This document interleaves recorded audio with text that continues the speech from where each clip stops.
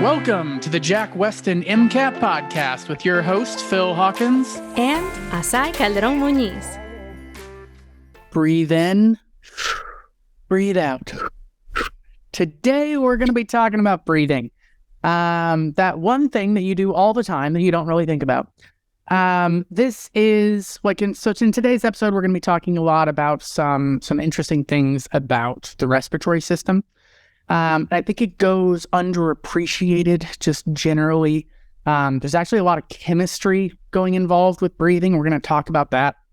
We're also going to talk about climbing Everest and talk about some really cool families that just have an insane number of Nobel Prizes, because there's somebody who has a Nobel Prize related to figuring out how pH affects the way that we breathe. But that's going to be today's topic. I'm super excited about it because I think about this often, how just holding my breath changes what's going on physiologically in my body, can sometimes mimic exercise. And so at least it's just a little bit kind of calming at times. Maybe I'm just a nerd. Okay, I am just a nerd. But I think that there is something to this, and understanding how these processes work can be really useful to help you regulate also emotions.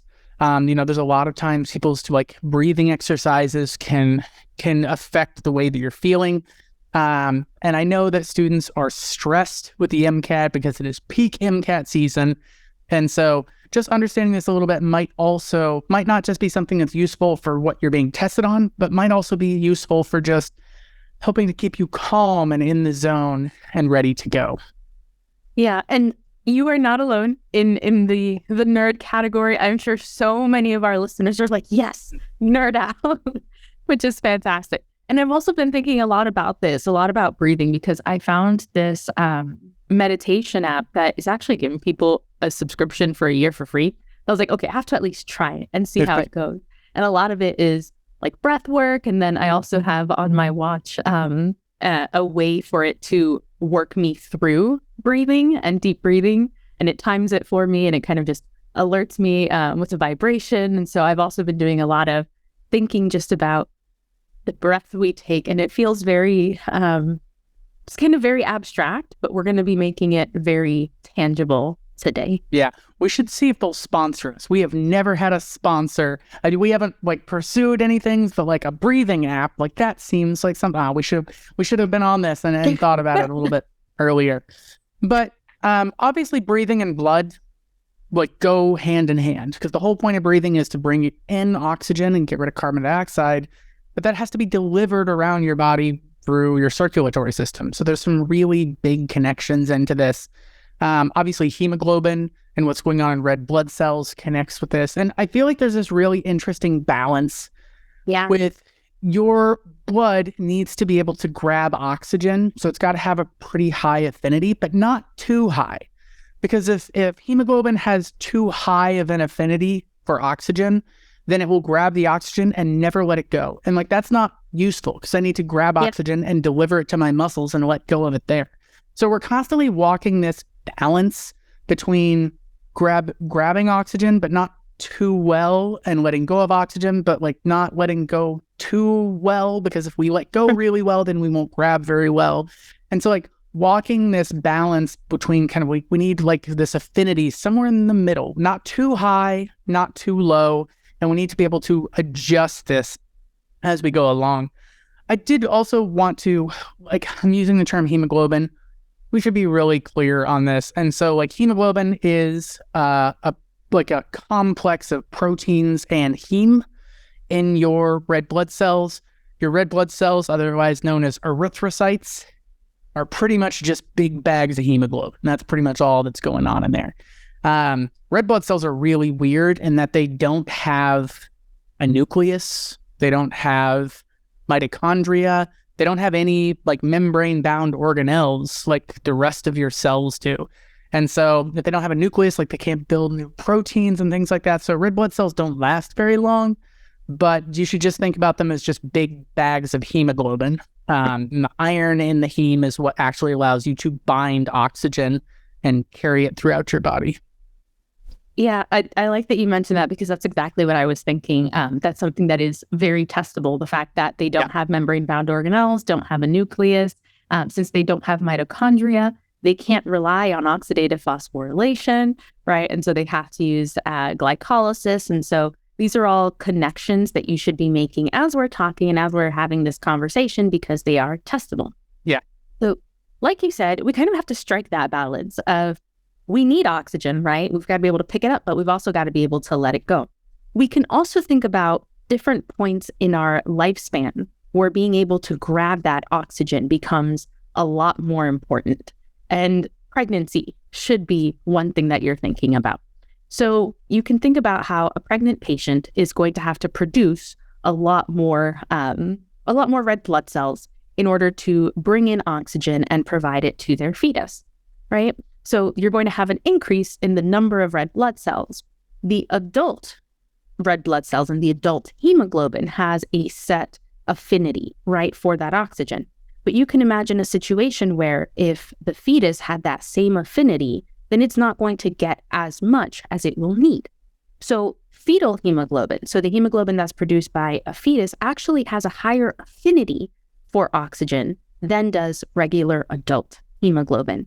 And that permits the fetal hemoglobin from grabbing and essentially stealing the oxygen from the maternal hemoglobin, right? That adult hemoglobin. And that's really important because during our development, we're going to need a whole lot of oxygen to get our organs just kind of prepared for birth. One thing that's also really interesting is that fetal hemoglobin doesn't just drop and stop existing the moment we're born. We do have some levels of fetal hemoglobin as we mature for the first couple of months, and then it basically dies down and we start forming more of the adult forms of hemoglobin. But there are some instances where our adult hemoglobin is out of whack, right? And it doesn't quite work the way it's supposed to. And sickle cell disease is actually one of those instances where you don't need to know this for the MCAT per se, but it's something to kind of help understand what's going on. Basically, when this red blood cells are lacking oxygen, they sickle and they form kind of like a crescent. And so what doctors will often do is prescribe a medication that induces or increases the amount of fetal hemoglobin in these patients. And that actually helps them stay in a more oxygenated state and have less of a chance of going and having these, they're called crises. So even though we lose our fetal hemoglobin, there's actually really interesting applications in the medical field about why you might actually want someone to have a bit more fetal hemoglobin and what you might do in those instances. Yeah. To dive in a little bit deeper, right? So like the higher the affinity for oxygen, the better you're going to be at grabbing, but the worse you're going to be at letting go, right? Mm-hmm. And if you think about what's going on with a fetus, their biggest problem is they don't have lungs where they can bring in oxygen. So their biggest problem is the grabbing side of things. And so fetal hemoglobin has to have higher affinity so that it's better at grabbing oxygen. It is going to be worse at letting go of oxygen in the tissues of the fetus, which is why once the fetus is born and, like we have a baby, like you don't want to keep that fetal hemoglobin because it's not as good at letting go of oxygen. However, if you have something like sickle cell, then it's better than the alternative. Now, we should mention hemoglobin, is there's heme, which is in the center, this molecule, which is complex with iron. This is why iron is really important for your blood. Yes. But it also has 4 protein components around it. And so each of the 4 protein components, they're like globular proteins, which is why it's hemoglobin, because the globular proteins. Generally, in adult hemoglobins, you have 2 alpha subunits and 2 beta subunits. Which proteins you have change, kind of like going from a fetus to an adult. And so it turns out fetuses in the first week actually have a different type of hemoglobin than fetuses in 2 months. And so it's constantly changing in this process based on what the baby needs, because it's a little bit different. Before you have a placenta, that exchange of oxygen is different when you have the placenta, and so things need to change there. And so there's several different types of hemoglobin. The adult hemoglobin, which is generally what most people have as an adult, is just alpha, 2 alphas and 2 betas. But there are like epsilon and delta subunits. You don't really need to worry a lot about those. But note that if you have a mutation that messes with a certain one of those subunits, we call those thalassemias. And so someone might have beta thalassemia, where they have a problem with the beta subunit, or alpha thalassemia, where they have a problem with the alpha subunit. Or like a gamma thalassemia, which is something that's going to affect a fetus, but once somebody's born, they're going to be fine because their adult hemoglobin is all normal. And so this is something that, especially people who are interested in going into neonatology and OB-GYN, like, you got to be really aware that, like, as if there's a problem with a certain subunit, like, it will be a problem in this time window, but it won't be a problem in this time window. And so understanding that can be really interesting, and can be a very important part of medicine as you're going into, especially if you're dealing with feti, which is what I'm going to continue to call them, even though I'm pretty sure it's fetuses at this point.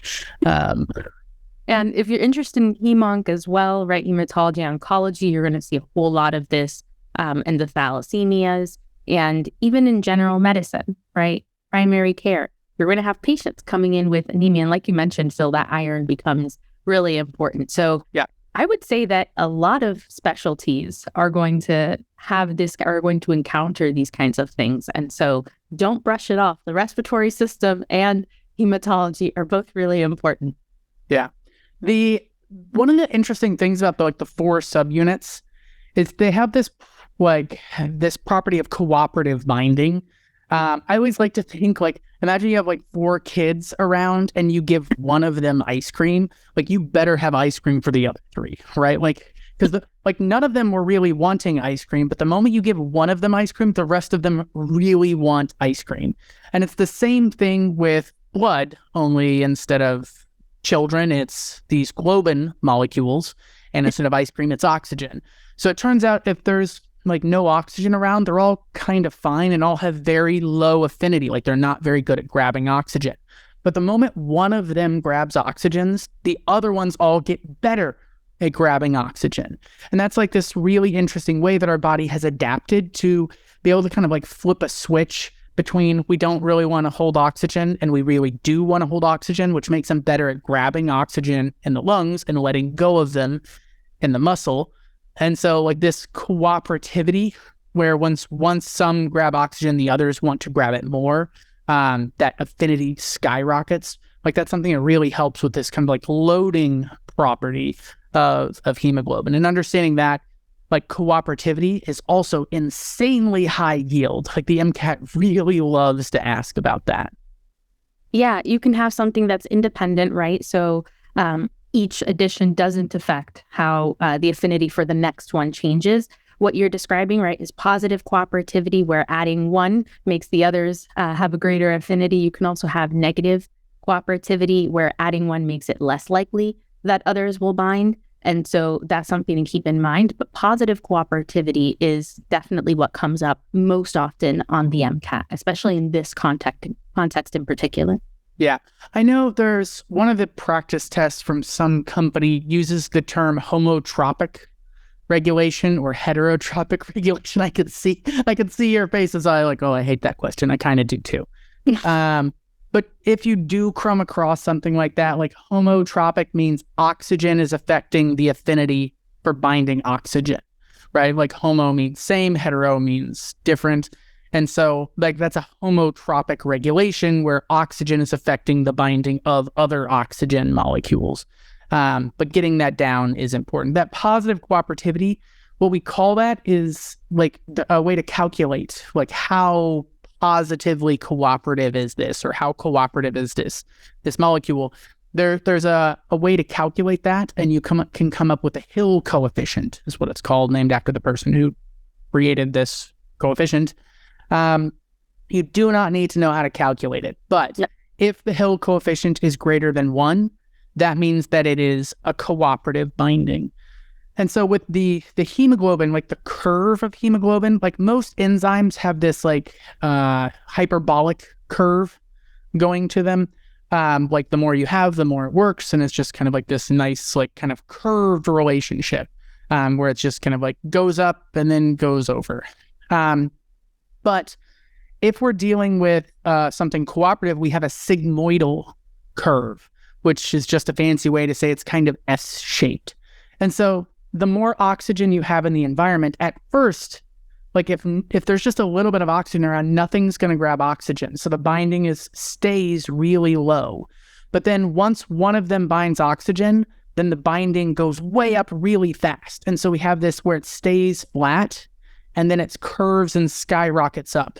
And then you come to a point where pretty much all of the hemoglobin has bound oxygen. So it curves back and kind of flattens out at like a high percentage. So it'll be like kind of a straight line at around 0% of hemoglobin binds oxygen. And the more oxygen in the environment, the more likely one is to pick up oxygen. So at first, at low levels, it's pretty much around 0. Once there's enough oxygen where one will bind it, then it skyrockets, and then it curves off at around 100%. It doesn't actually get to 100%, but it's like 95% or somewhere around there. Depending on the environment and what's going on with the person. But we have this kind of weird S-shaped curve. That's also something that the MCAT loves to test. And so you really need to like lock into your head like sigmoidal curves and S-shaped curves have Hill coefficients greater than 1, and that is absolutely something you should expect to see in hemoglobin. I just want to add this because I would be one of the students that wouldn't know this right here. But Phil, when you're saying greater than 1, that does not include 1. So right. Folks, remember that 1 means that it is independent. I only bring that up because I would be the person who's like, wait a second, is this one of those greater than and equal to symbols? Is it just a greater than symbol? So we also can think about even not just across our lifespan needing different amounts of oxygen and having different affinity for oxygen, but even within different organ systems. So we've talked a little bit about hemoglobin, which has this positive cooperativity. It has 4 subunits where oxygen can bind. We have another oxygen carrier called myoglobin. And so that myo prefix should make you think muscles. And so myoglobin is found in skeletal muscles. It's found in our heart. And as I'm saying this, you should probably be thinking, oh, it's metabolically active. These things are going to need oxygen, right? They're going to have to pick up oxygen. And so myoglobin, instead of 4 binding sites, it has 1. So it's not going to have that cooperativity we were talking about, but it is going to have a higher affinity for oxygen. And again, if you think about why this is the case, these are very metabolically active organs. And so they're going to have to grab that oxygen. And like we were talking about, Phil, that means we do have a trade-off and it's slightly less, it's going to have a little bit of a harder time releasing, but it's able to grab more. And that's going to be more important than it releasing oxygen back into the bloodstream, right? Yeah. And so it needs more, it's going to grab more, it's going to use what has higher affinity. Right. So it's this myoglobin's ability, like this higher affinity of myoglobin means it's really good at grabbing oxygen. It's really crappy at letting go of it. And so under normal conditions, when blood is delivering oxygen to your tissues, myoglobin, like in my heart, is going to grab all of that oxygen until that's all my myoglobin is holding oxygen. And they're just not going to let go of it. And like they're really bad at letting go of it until your body is like if something happens where your heart's beating way too fast and like it's burning oxygen faster than it's getting it. Or if something happens where you have like a heart attack and you block an artery and all of a sudden you can't get oxygen to that area, then all of a sudden myoglobin will let go of that oxygen once your oxygen levels drop to pretty much 0, because then it'll let go. And so you should think about myoglobin as like a storage form of oxygen. And to be honest, like it's not going to save you in the case of a heart attack. But if you're like trying to sprint, right? So you'll like burn all this oxygen and your muscles don't have enough oxygen. And there'll be this like little extra burst of oxygen from the myoglobin letting go. And so you can keep that sprint up for a little bit longer. Eventually you use all that oxygen. And so that's one of the reasons why you can't keep up a sprint, right? Like for a long period. Like how fast I can run for 10 seconds is not how fast I can run for an hour, right? Like I can't keep up that same speed because I can't get enough oxygen to those tissues. There's a lot of things we do to kind of like help that with like breathing in and breathing out faster when we're exercising and things like that. But that's a big portion of it. Yeah. Think about these complementary systems as the body's way of regulating the release of oxygen, right? And so there are other ways that the body regulates the release of oxygen, primarily in the case of hemoglobin. And I know that was something we were planning on talking about. Yeah. And so this, like regulating the affinity, right? That's really what all this is about. High affinity, we're good at grabbing. Low affinity, we're good at letting go. Like these curves, it turns out that there are some things that we can do to modify proteins by adjusting pH, right? Because pH affects proteins and how they fold. And so there was a guy named Christian Bohr who figured this out, not to be confused with Niels Bohr, who came up with the Bohr model of the atom, which most people are familiar with. But his father actually was Christian Bohr. And so Christian Bohr was the one to discover what we call the Bohr shift. So it turns out in an acidic environment, our hemoglobin the affinity drops. And so it's not as good at holding on to oxygen as it was when the pH was a little bit higher. And so this is really useful because it turns out that when you exercise, that tissue becomes more acidic. Becomes that way for a couple of reasons. One is lactic acid formation, but also there's the blood buffer system, which we will talk about here in a moment. But those two things will make the blood more acidic, and so all of a sudden, the hemoglobin is not as good at holding on to oxygen. So when blood goes to the lungs, it grabs all this oxygen because it's got pretty high affinity, and then it goes to like my bicep or whatever, my quads as I'm like exercising or running. And that tissue is really acidic. And so now all of a sudden the affinity drops, and this is way better at letting go of the hemoglobin, letting go of the oxygen. And so it delivers oxygen a little bit more efficiently. Now, this is also something that I think was kind of confusing to me at first, because I just assumed all of my blood goes to my lungs and grabs oxygen. And then all that blood goes to my muscle and lets go of the oxygen. But that's not like that's not how it works, right? Because we have to if we have affinity too high, we will have 100% grab, but then it won't let go. And so under like normal conditions, this Bohr shift can alter things.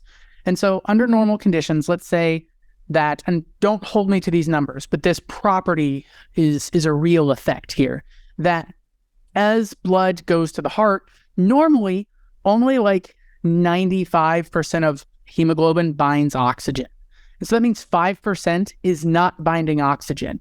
And so then that will go to your tissue, and at your tissue, only like 30% will let go, or will hold on to the oxygen, sorry. So only 95% grabs oxygen in the lungs, and then when it goes to the tissue, 30% keep a hold of that oxygen. So if you think like, okay, well, what percent is actually dropping off oxygen? You just have to subtract those. So it's 65%. So only about 2/3 of your blood is actually grabbing oxygen and then letting go of it. It's like, imagine if you ordered a pizza from 100 different pizza places, and like 95 of the pizza delivery guys grabbed the pizza and came to your house, but 5 of the guys forgot to get the pizza at the pizza place, and they also came to your house. And then 30 of the guys got to your house and they kept the pizza, and then they drove away. And so it's only like 65 people actually delivered a pizza in this scenario. And so what happens in this Bohr shift, the affinity drops. And so actually what happens, and this seems counterintuitive at first, but when blood goes to the lungs, it's not as good at grabbing oxygen. And so before like 95% grabbed oxygen, now it's going to be like 90% grabbed oxygen. And so you're actually, under this scenario, when you're exercising, you are worse at picking up oxygen in your lungs because of this Bohr shift, which makes your blood worse at grabbing oxygen. But then when that blood goes to your muscle, like it's better at letting go. So only like 10% of your blood holds on to it. And so by going through this process, like now, okay, imagine I order another 100 pizzas again, and 10 people forgot to grab the pizza, and 10 people drove to my house and kept the pizza and drove away. That means 80 people delivered pizza in this scenario. So in this Bohr shift, even though we're worse at grabbing oxygen in the lungs, we're way better at letting go of it in the tissues. And so you actually deliver more oxygen, even though your blood is picking up less oxygen in the lungs themselves. And so, like I said, it was this guy, Christian Bohr, who figured this out. And I love the Bohr family because it's like a super interesting family. Obviously, Christian Bohr's son, Niels Bohr, figured out like the Bohr model to an atom. And then it's like Niels Bohr had a son whose name was Bohr. Like his name was It's like a Danish name. It's Aage. I don't know why it's pronounced but it is. But I always think like Bohr he was also a scientist, and he won a Nobel Prize too. And so like Christian Bohr and his son Niels Bohr and his grandson Bohr all won Nobel Prizes, and like the whole family is like just everyone's Nobel laureates. That's wild. Yeah, we're crazy. A little behind, Phil. I know. I've really got to get on under this. Our belts. Yeah. There is something I want to mention because you need to be able to identify this graphically as well. So you mentioned that hemoglobin has this sigmoidal curve, right? And so early on at the kind of bottom left-hand side, it's pretty flat. You move to the right-hand side, it goes up, and then further to the right, you're going to be pretty, your hemoglobin's going to be pretty saturated. So what happens in this case when your body gets better at releasing your hemoglobin gets better at releasing the oxygen, that entire curve is going to shift to the right. And so that goes with what you were saying, that it's a little harder to pick up the oxygen, right? So it's going to take longer. It's going to have to be a greater pressure of oxygen in order to start picking up the oxygen and then have that same cooperativity. So you should be thinking right shift, and that's increased release of oxygen. That's a decrease in pH and an increase in proton concentration. There are a couple of other things that you should be able to recognize on test day that will cause that rightward shift. And the way I like to think about this is these are the ones that are going to be related to being metabolically active. Yeah. So producing more carbon dioxide is going to be have that same effect, right? That rightward shift, because your body is producing a waste product. That means that it's metabolically active. Same thing with temperature. So when you have a fever, your body temperature goes up, and guess what? That curve shifts to the right, and your body gets better. The hemoglobin gets better at releasing the oxygen as well. And so those are some things to consider as you're looking at these curves on test day. Yeah, that shift to the right, which happens when you lower affinity. Note that if you raised affinity, that would be a shift to the left. And so that's what you see with like a fetal hemoglobin curve, as it's just shifted to the left of normal. And so like bouncing back and forth through those is kind of interesting. Yeah. And up until now, we've been talking about how the body regulates that affinity at the level of the hemoglobin. There are other instances where we may not be getting as much oxygen. And so one of those is going to be when you are climbing. Hence, Everest was brought up. So this is actually really interesting. So when you are at sea level, right, all of the calculations that we do are primarily at sea level in the sense that 20% of the air that we breathe in is oxygen, about 20%. But as you go up and as you reach higher altitudes, you're going to be breathing in less oxygen, not because there's less than 20% oxygen higher up, but rather it's a lower pressure. So since it's a lower pressure system, then there's going to be less there's going to be less pressure of oxygen coming in. And so that means that overall, you're going to have less oxygen per unit of hemoglobin, right? Our body has ways that we compensate for that. So our body will produce more red blood cells in order to accommodate that. There will be changes in our breathing, which I think we're planning on talking about later, that also compensate for that and that have kind of systemic effects as we're adapting. And so what I found really wild was that at Mount Everest, so Mount Everest is about 29,000 feet. I think it was almost 8,900 meters or so. And the effective oxygen concentration, so remember, sea level is 20%, at the top of Mount Everest is about 7%.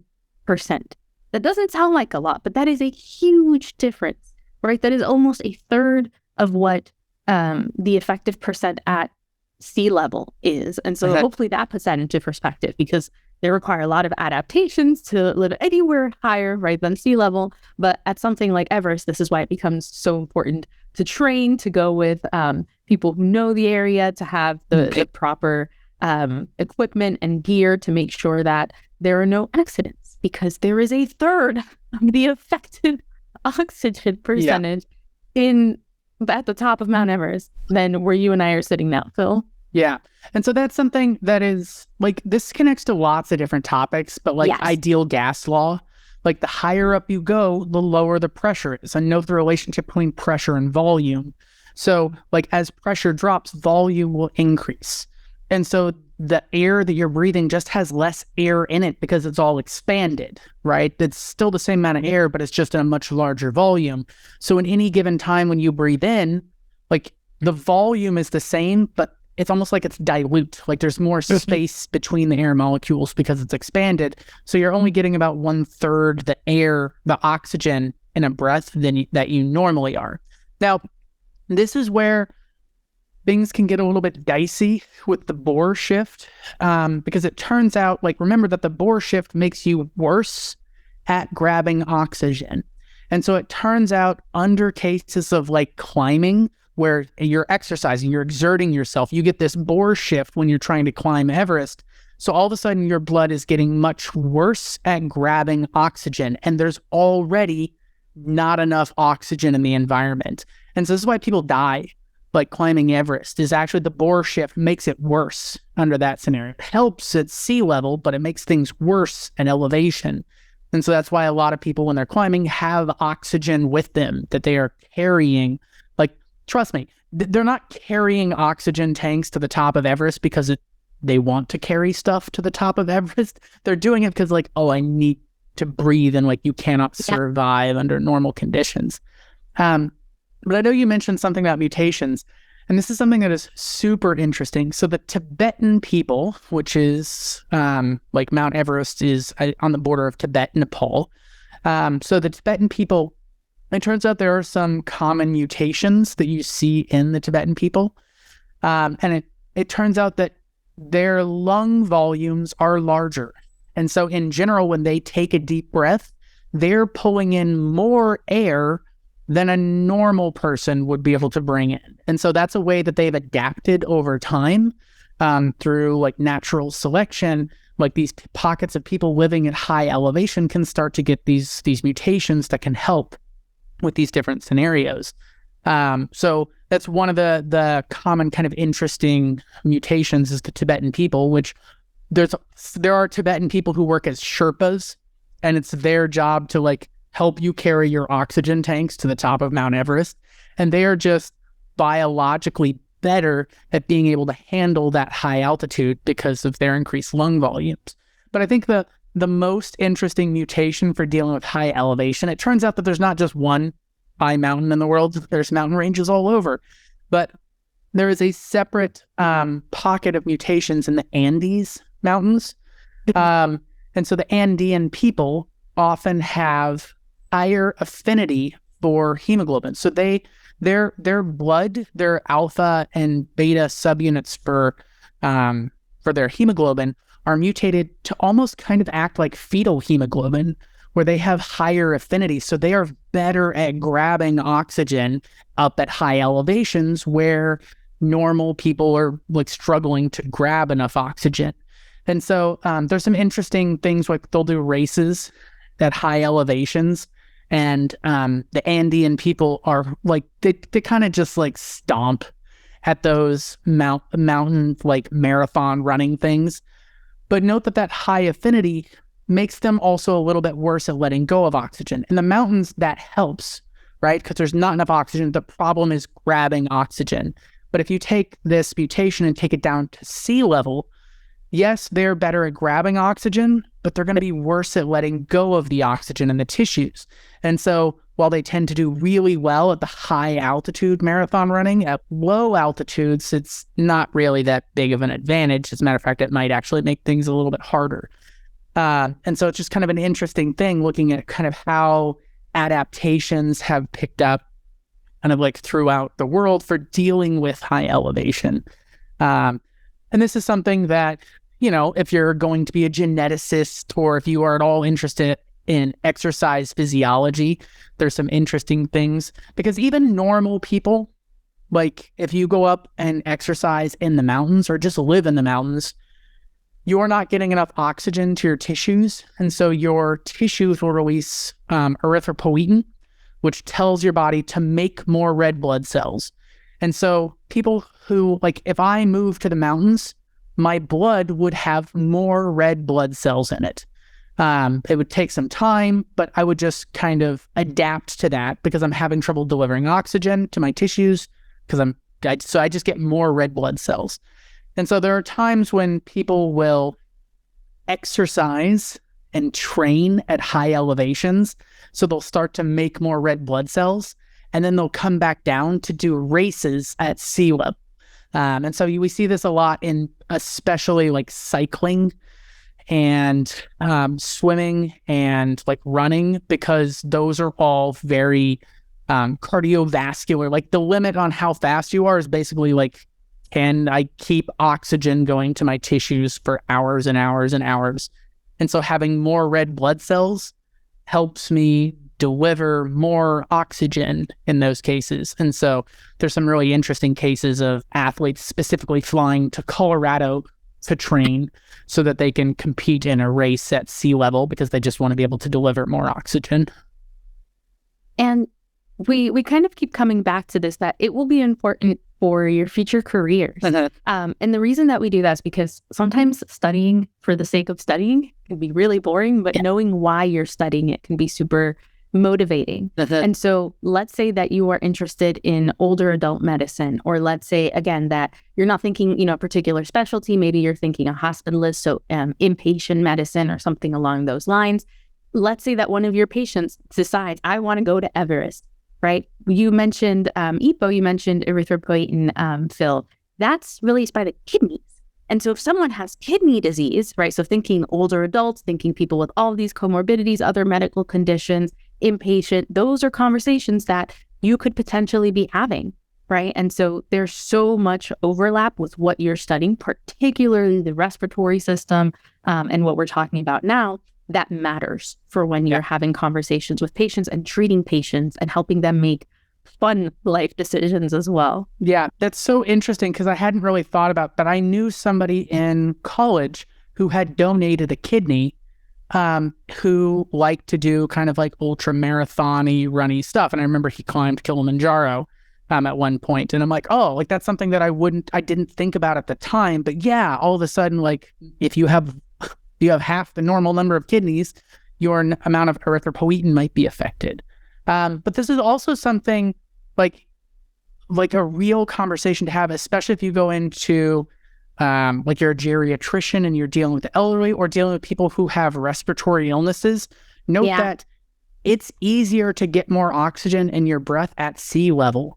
And so if you live in the mountains in Colorado and you have somebody that you're working with who is constantly struggling to breathe, you might want to talk to them like, like moving to Arizona might help you breathe better, right? And I know you have family in Arizona, like you will have an easier time breathing in Arizona than you will here. But I think that that's something that, like the effect of altitude is something that's really easy to underestimate unless you've gone through it. I have a brother who lives in Colorado and I like to go visit and go skiing and stuff. And it's kind of obnoxious whenever I go out there because like we'll go out and we'll go like skiing or hiking or something. And I'm like, I am struggling to go like a mile on this hike. And I'm like, I just can't breathe because we're at like 12,000 feet. And I'm just like, I can't get enough air in my lungs. And he has adapted to it. So he's got more hemoglobin in his blood. And so he's making fun of me saying like, oh, come on, you're so out of shape. And I'm like, no, you've adapted and I have not. So give me 3 weeks and I'll be fine. But this is something that can be a real thing. I remember my dad went with us one time and he had a really hard time. Like we actually canceled everything we were doing and drove back down out of the mountains because he was just having trouble breathing. I think his oxygen was down in like the 80s when we checked it. And like, okay, like he's having trouble climbing the stairs. So let's go down to lower elevation. Yeah. And of course, there are other conversations that you will have with patients, right? There are always medications, other adaptations, et cetera. But we just kind of wanted to put that out there. I will stay at sea level. Yeah. I'm going to stay right at sea level. I'm curious now exactly what altitude Boston is at, but I figure just about, since we have water everywhere. Yeah.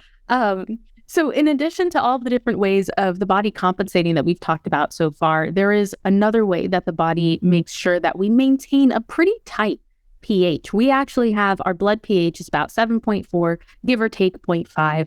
And so the body has to do a really good job of maintaining that pH for a lot of reasons, one of which, as we've talked about, is that it would affect our ability to take in and deliver oxygen. And so one way that the body does this is actually by controlling the production of acid using carbon dioxide, which is one of the waste products that we produce during oxidative phosphorylation, right? And so when carbon dioxide and water combine, they're going to produce carbonic acid, so H2CO3.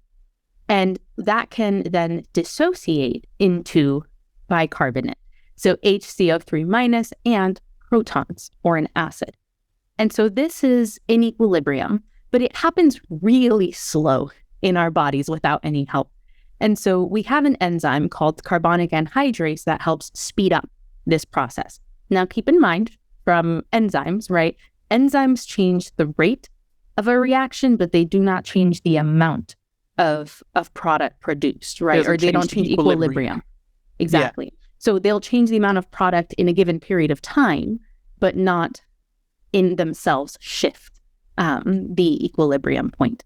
And so what's interesting is that when we breathe, we're going to change the levels of CO2. So when we're breathing really quickly versus really slowly, our ability to get rid of carbon dioxide is altered. And so let's say that we, and actually I want to leave a little bit for you for this, but when we are hyperventilating, right, what's that going to do to our carbon dioxide levels? And that's something that we're going to think about now. Yeah, that like blowing off carbon dioxide when you hyperventilate can have some big effects. But I think one of the like most interesting, just fun facts is like, what's the best way to lose weight? Turns out breathing. Like when in like metabolism, what happens is you take like glucose, you turn it into pyruvate, you take that pyruvate, you turn that all into carbon dioxide. And so when you breathe out, you're breathing out CO2, carbon and 2 oxygens. You're also breathing out water as well when you do that. But when you breathe in, you're breathing in O2, right? So note that CO2 is heavier than O2, right? Because it's got an extra carbon in it. And so actually every time you exhale, that stuff that you exhale is heavier than what you're inhaling. So when you lose weight, when you're burning fat, when you're burning sugars, you're losing it through breathing. You're breathing out all of that weight, and that's all being kind of carried through the blood system. And this idea of what you're talking about, carbon dioxide combining with water to make an acid, is something that, yes, happens all the time in our blood, but also happens kind of anytime you combine carbon dioxide and water. Like, for example, if you have a carbonated beverage where they just like cram CO2 into a can. And so that's why like soda, like Coca-Cola, or even just tonic water or sparkling water is actually acidic. It's weakly acidic because the carbon dioxide combines with the water to make an acid. And note that if you let a pop go flat, like all the carbon dioxide has left, it will stop being acidic. I remember learning this from my dad, who is a farmer, and we would have batteries that would build up corrosion on the batteries, and we could take like a soda pop and dump it on there, and it would eat away the corrosion because it's an acid. But if it was flat, it didn't work, because I remember trying to do it with a flat pop. I'm like, why isn't this working? And he's like, oh, it can't be flat. I'm like, I don't know if he knew why, but he knew it had to be like actually like carbonated. So Coca-Cola, I found I was particularly good at it. Side note, that's also why like soda pop can be bad for teeth, because it's kind of acidic and it can eat away at your enamel. So it's not just that it's sugary and easier for bacteria to create cavities and stuff, but also like it eats away at your enamel because it is acidic. But getting sidetracked by all this coolness of just adding carbon dioxide to water, which affects a lot of the things that we do every day, and people kind of don't realize it.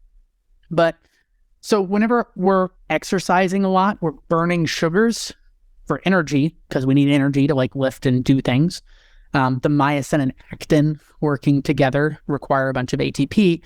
So in that process, we make a bunch of carbon dioxide. So metabolically active tissues are more acidic because they're pumping out a ton of carbon dioxide. And so that's one of the ways that we also get that Bohr shift, right? I said that when your blood becomes acidic, it shifts, and that could be from lactic acid, but you should probably be thinking more about carbon dioxide, like making blood acidic through this interaction that is facilitated, as you mentioned, by carbonic anhydrase. But to go to the thing about breathing, right? So we're constantly making carbon dioxide. And so if we breathe out faster, like if we hyperventilate, if I go, I'm blowing out way more carbon dioxide. Ooh, got a little lightheaded there for a moment doing that. But that will make your blood, you're getting rid of carbon dioxide faster. So it makes your blood more alkaline or less acidic because the carbon dioxide helps make your blood acidic through this process. On the other hand, if I hold my breath or I breathe slower, it will make my blood more acidic. So it's a really interesting thing, but it turns out that your body is constantly testing your blood for the acidity levels. And that's where it's trying to figure out, like, do you need to breathe faster or slower? And so your body controls your breathing rate to fix your pH. And so this is why there's like a lot of chemistry combined with this. And I think this is why I love the respiratory systems, because I'm definitely like a physics and chemistry kind of guy. And there's lots of stuff like pressures and volumes and lots of connections between these things. But I know you were talking about meditation, right? And there's a really interesting thing that there's some connections with emotion and mood with blood pH. So it turns out a lot of times when people's blood becomes a little bit acidic, they tend to feel a little bit better. And that's why, like, after exercising or during exercising, you kind of just feel better, right? And if you think about what happens when you meditate, right? Like, in terms of like burning energy, like meditating is not really any different than sitting on the couch and watching Netflix, right? But when you meditate, often you do slowed, controlled breathing. And so you breathe in slower and you breathe out slower. By doing that, you're hypoventilating, you're slowing your breath. And so you are holding more carbon dioxide in your blood, which makes your blood more acidic, kind of like as if you were exercising. And so that's why sometimes like doing like a long meditation thing can make you feel kind of similar to like you just exercised. It's because of there's some physiology going on there that those two things both make your blood acidic. And so there's some similar things. But on the other end, when your blood becomes kind of alkaline, a lot of times that can make people feel uneasy and maybe a little anxious, and like it causes like a heightened like psychological arousal going on there. And this can be like there can be a positive feedback loop that occurs when somebody has a panic attack, right? So when you have a panic attack, your fight or flight system kicks in and your body's like, oh, hey, you're going to need a bunch of oxygen for running and kicking and punching. But like if you're just having a panic attack and you're just like sitting in an airplane seat and you're having a panic attack, you start to breathe really fast because your body thinks you're going to need all this oxygen. You don't, because you're not running and kicking and fighting, but you're having this panic attack. And so you start to hyperventilate. So you start to breathe really fast, which makes you lose a lot more carbon dioxide, which makes your blood more alkaline, which makes you even more anxious. And so there's this positive feedback loop that the more anxious you get, the faster you breathe, the more anxious you get, the faster you breathe, the more anxious you get because of this change in pH. And so this is why they tell people to breathe into like a paper bag, to like breathe out carbon dioxide, and then you breathe it back in.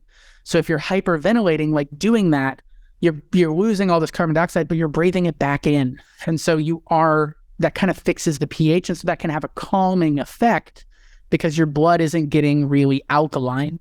And so that's why they have patients do that, like, kind of like breathe into paper bags or try to slow your breathing if you're having a panic attack. That can sometimes be really hard to do. Note that they say, like, you could do this with a plastic bag, but doctors never want to say, like, we'll put a plastic bag over your face or something, right? Like, no, we don't want to do that because that can be dangerous. And so, but whatever you can do to kind of like make it so that your blood isn't quite getting as alkaline as it could can sometimes help with those things. So all of that to say, that's why when I took my actual MCAT, after every passage, I would just kind of take a second and hold my breath.